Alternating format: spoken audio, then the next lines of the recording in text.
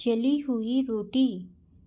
रिया school से घर वापस आई तो उसे बहुत भूख लग रही थी। घर में घुसते ही उसे अपनी मनपसंद सब्जी की खुशबू आई और वह जल्दी से टेबल पर आकर बैठ गई। इसी समय उसकी माँ भी ऑफिस से लौटी थी और वह पसीना पोंछते हुए किचन में जाकर रोटी बनाने लगी।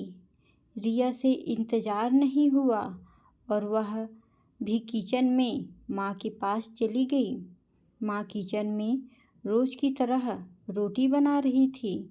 जल्द ही उन्होंने रिया की प्लेट में रोटी रखी, पर रिया ने गुस्से से कहा, यह क्या है, जली हुई रोटी?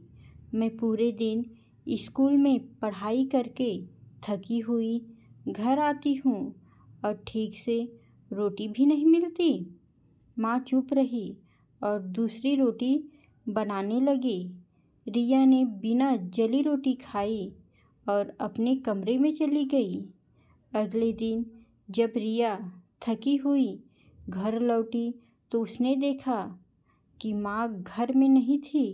ऑफिस में फ़ोन करने पर मालूम पड़ा कि आज माँ को अधिक काम के कारण घर आने में देरी होगी।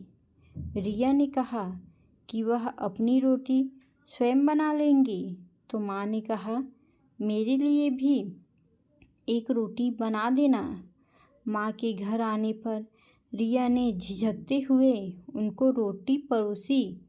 रोटी जली हुई थी। माँ ने रिया को धन्यवाद देते हुए खुशी खुशी रोटी और सब्जी खा ली। रिया को पिछले दिन की घटना याद आई और उसे एहसास हुआ कि उसका माँ के प्रति व्यवहार कितना गलत था। जहाँ जली रोटी को देखकर वह इतना नाराज़ हुई, वहीं माँ ने रोटी के पीछे का भाव समझ लिया था। रिया ने अपनी गलती जानकर माँ से माफ़ी मांगी और दोनों गले लग गए।